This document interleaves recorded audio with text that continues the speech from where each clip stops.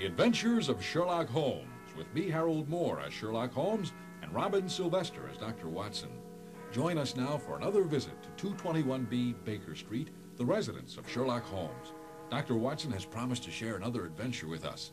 Which one will it be this time, Doctor? I've entitled this tale, The Adventure of the Speckled Band. What on earth is a speckled band? I'm afraid that's part of the mystery and the adventure. Well, it certainly sounds mysterious. Well, you know, none of Holmes' cases were ever commonplace. Why is that, Doctor?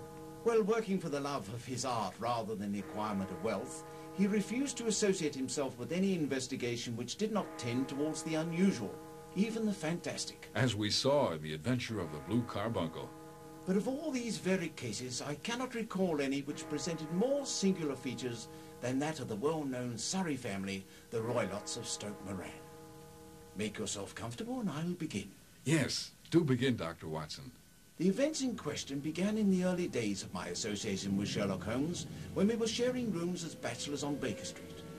I had no keener pleasure than in following Holmes in his professional investigations, and in admiring the rapid deductions, as swift as intuitions, and yet always founded on a logical basis, with which he unravelled the problems which were submitted to him. As Holmes and I entered the sitting room after rising one morning, we found a lady dressed in black and heavily veiled, seated in the very chair in which you are now seated. Mrs. Hudson had shown her up and lit the fire to warm her as she awaited us. Good morning, madam. My name is Sherlock Holmes. This is my friend Dr. Watson, before whom you can speak as freely as before myself. I shall order you up a cup of hot coffee, for I observe that you are shivering. It is not the cold which makes me shiver. What then? It is fear, Mr. Holmes. You must not fear. We shall soon set matters right, I have no doubt. You have come in by train this morning, I see. You know me, then? No, but I observe the second half of a return ticket in the palm of your left glove. You must have started early, and yet you had a good drive in a dog cart, along heavy roads, before you reached the station. I don't... There is no mystery, madam. The left arm of your jacket is spattered with mud in no less than 7 places. The marks are perfectly fresh. There's no vehicle save a dog cart which throws up mud in that way, and then only when you sit on the left side of the driver. Whatever your reasons may be, you are perfectly correct. Of course. Oh, sir, do you not think you could help me? At present, it is out of my power to reward you for your services. I can only say, madam, that I shall be happy to devote the same care to your case as I would to anyone in need. As to my reward, my profession is its own reward. Please continue. My name is Helen Stoner, and I am living with my stepfather, who is the last survivor of one of the oldest Saxon families in England, the Roylotts. Of Stoke Moran? Oh, yes. Then you must be related to Dr. Grimsby Roylott, the physician. Dr. Roylott is my stepfather. You know him, then? Not well. I believe we obtained our degrees the same year. He left the country, I stayed here in London. I often wondered whatever became of... Watson. Oh, sorry, Holmes. Please continue with your story, Miss Stoner. The family was at one time among the richest in England. In the last century, however, 4 successive heirs were of a dissolute and wasteful disposition, and the family ruin was eventually completed by a gambler in the days of the Regency. Was anything left at all? Nothing, save a few acres of ground and the 200-year-old house, which is itself crushed under a heavy mortgage. My stepfather obtained an advance from a relative which enabled him to take a medical degree and went out to Calcutta, where he established a large practice. In a fit of anger, he beat his native butler to death and narrowly escaped a capital sentence. Was he in prison for this? Yes, he suffered a long term of imprisonment and afterwards returned to England, a morose and disappointed man. When Dr. Roylott was in India, he married my mother, Mrs. Stoner. My sister Julie and I were twins, and we were only 2 years old at the time of my mother's remarriage. My mother had a considerable sum of money, not less than £1,000 a year, and this she bequeathed to Dr. Roylott entirely, while we resided with him, with a provision that a certain annual sum should be allowed to each of us in the event of our marriage.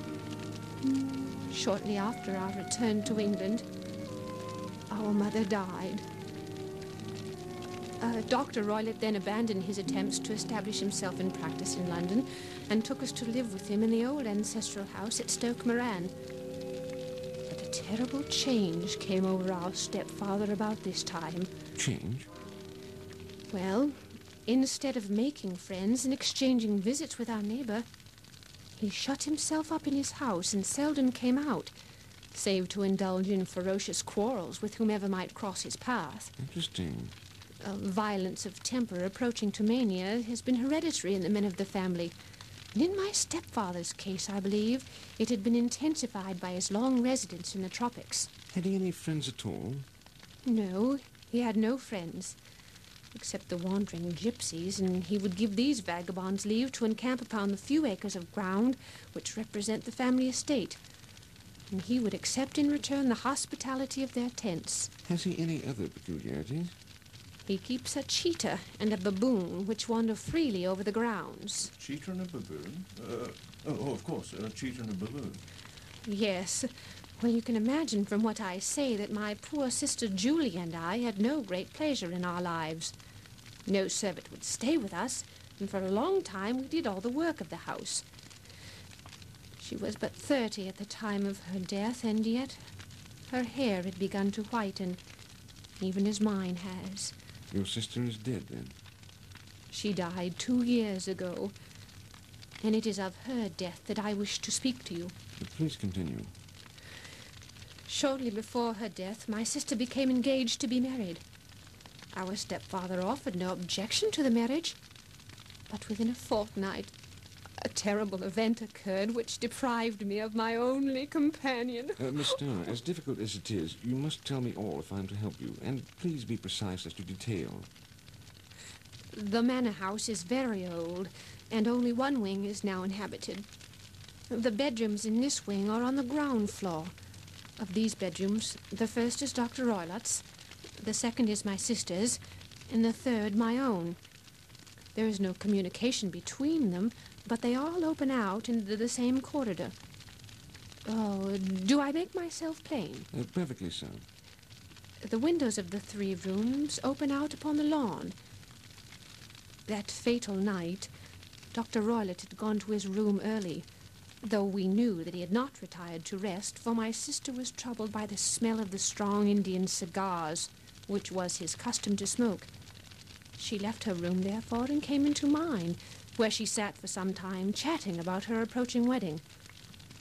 At 11 o'clock she rose to leave me, but she paused at the door and looked back. Tell me, have you ever heard anyone whistle in the dead of the night? Never. I suppose that you could not possibly whistle yourself in your sleep. Certainly not. But why? Because during the last few nights, I have always, about 3 in the morning, heard a low, clear whistle. I am a light sleeper, and it has awakened me. I cannot tell where it came from. Perhaps from the next room, or perhaps from the lawn. But shortly after the whistle, I heard a loud metallic sound as of metal falling. Have you heard anything like that during the night? No, I have not. It must have been those wretched gypsies in the plantation. Very likely, but if they were on the lawn, I wonder that you did not hear it also. Ah, but I sleep more heavily than you. Well, it is of no great consequence, but it did frighten me.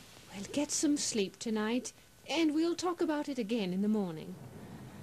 All right. And, Julia, be sure to lock your door.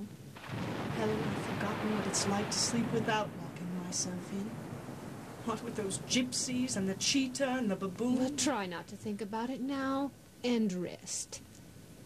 Yes. Good night, Helen. Good night. As I prepared to retire, I heard her key turn in her lock. I could not sleep that night. It was a wild night. The wind was howling outside, and the rain was beating and splashing against the windows.